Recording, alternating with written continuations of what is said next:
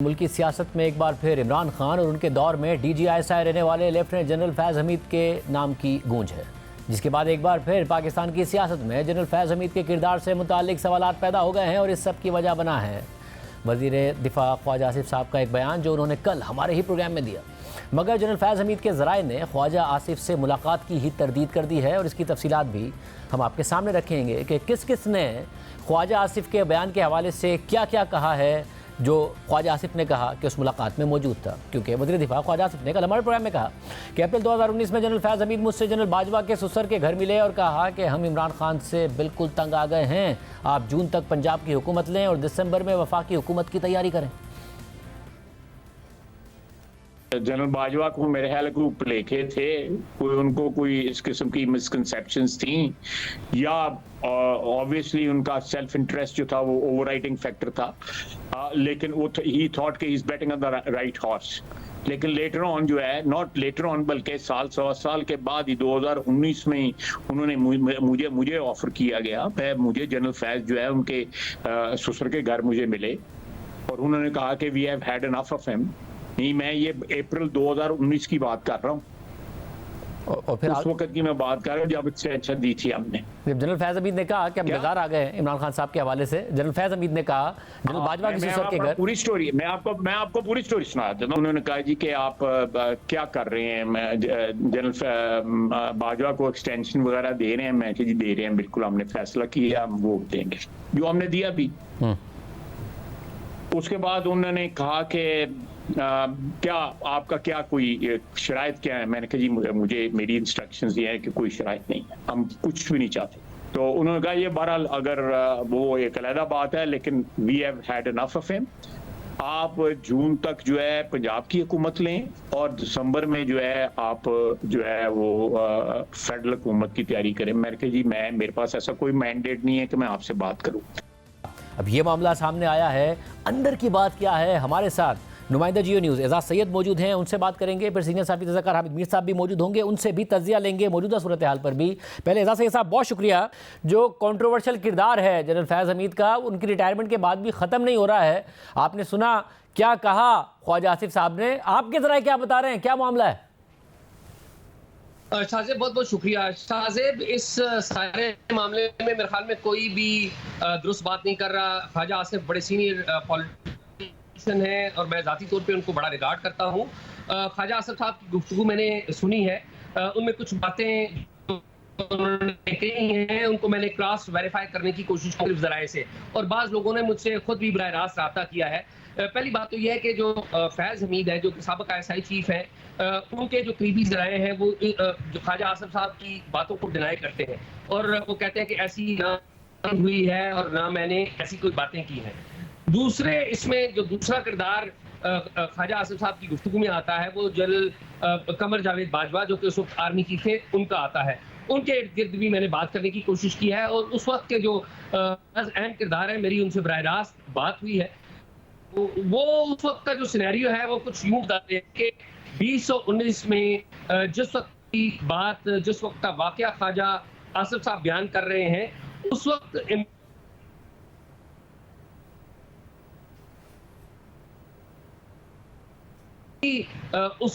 इमरान खान के ऊपर बड़ा एतमाद करती थी और एतमाद कर रही थी। ख्वाजा साहब को डेट्स आगे पीछे कर रहे हैं या कुछ और मामला है। 2019 में जब जिस वक्त की ये बात कर रहे हैं ख्वाजा आसिफ, उस वक्त ख्वाजा आसिफ का ये कहना है कि उनकी मुलाकात जनरल बाजवा हैं उनके ससुर के साथ, उनके घर के ऊपर हुई फैज़ हमीद साहब के साथ, और नाम तो नहीं लिया उन्होंने लेकिन वो इनडायरेक्टली जनरल बाजवा का जिक्र भी कर रहे हैं। जो जनरल बाजवा के करीबी लोग हैं वो बताते हैं और इवन जनरल अमजद जो हैं उनके करीबी साथी भी बताते हैं कि जनरल बाजवा की और जो ख्वाजा आसिफ है इनकी कोई मुलाकात जो जनरल एजाज अमजद के घर पे नहीं हुई है। दूसरी बात यह है कि एक बात जरूर सामने आती है कि एट दैट टाइम सिनेरियो क्या था। सिनेरियो ये था कि PMLN को राम करना था, PMLN को साथ मिलाना था और PMLN रेडी थी। और PMLN का जो पैगाम है ये ख्वाजा साहब बिल्कुल इस हद तक दुरुस्त है कि वो ख्वाजा साहब ने बताया था उस वक्त की इस्टेब्लिशमेंट को और लोगों को कि PMLN जो जनरल बाजवा हैं उनकी हमायत करेगी, यानी कि जो एक्सटेंशन के हवाले से जी जो भी बातचीत होगी एक्सटेंशन की हमायत करेगी। और उस वक्त एक्सटेंशन के लॉ की कोई बात नहीं हुई थी, और आपको याद हो कि उस वक्त जस्टिस आसिफ सईद खोसा बाद में मामला कह चुकी थी कि हम जो एक्सटेंशन का मामला है उसके ऊपर बगैर किसी शर्त के हमायत करेंगे। अब मामला ये आया है कि हमायत तो उन्होंने की इमरान खान के साथ भी थे, लेकिन जो जनरल फैज हमीद है एट दैट टाइम वो तमाम पॉलिटिकल मेक ब्रेक में मुलव्वस थे, वो कर रहे थे मेक ब्रेक। क्यों कर रहे थे? क्योंकि उस वक्त इमरान खान प्राइम मिनिस्टर थे और वो उनके बहुत करीब थे, जनरल बाजवा भी ज़ाहिर है उनके आर्मी चीफ थे, लेकिन एट द सेम टाइम शायद जो फैज हमीद साहब हैं उनको उम्मीद शायद इमरान खान साहब से थी कि इमरान खान साहब किसी टाइम उनको शायद आर्मी चीफ बनाएंगे। आर्मी चीफ तो उस वक्त के प्राइम मिनिस्टर ने बनाना था या बाद में आने वाले प्राइम मिनिस्टर बनाना था, तो उस वक्त की जो सारी उम्मीदें थी वो शायद फैज हमीद साहब के साथ थी, और फैज हमीद साहब इनसे मुलाकातें ज़रूर करते रहे हैं और वो इंगेजमेंट के लिए मुलाकातें हैं। और बाज़ लोग ये कहते हैं कि फैज हमीद साहब जब उन्होंने उनको जो टेस्ट होते थे या उन्होंने अपने अहदाफ तय करने होते थे तो फैज हमीद साहब गो गेटर थे। तो और ऐसे मसला इसमें जब वो जो ज़माना है एक्सटेंशन वाला, अब उसमें हुआ ये कि जब मामला एक नोटिफिकेशन कर दिया था इमरान खान साहब ने, मगर मामला कंट्रोवर्शियल हो गया, अदालत में चला गया, फिर कानून साजी की बात आई, तो ये बात तो है कि जनरल बाजवा चाहते थे कि तमाम सियासी जमातों के कंसेंसस से ही ये कानून साजी हो, बजाय इसके कि ये लगे कि कुछ जमातें मेरे हक में नहीं हैं। और इस हवाले से वो मुतहर्रिक भी थे, और वो मुतहर्रिक खुद इस तरह होते थे कि जनरल फैज़ को मुतहर्रिक करते थे। तहरीक इंसाफ के रहनुमा बताते हैं कि किस तरीके से जनरल फैज़ ही इमरान खान साहब के पास आया, उनकी तौसीक़ की बात लेकर आए थे जनरल बाजवा की। तो क्या नून लीग के पास भी समहाउ जनरल फैज़ हमीद के जरिए नहीं अप्रोच किया गया होगा? इस बात में वजन नहीं होगा ख्वाजा साहब की? में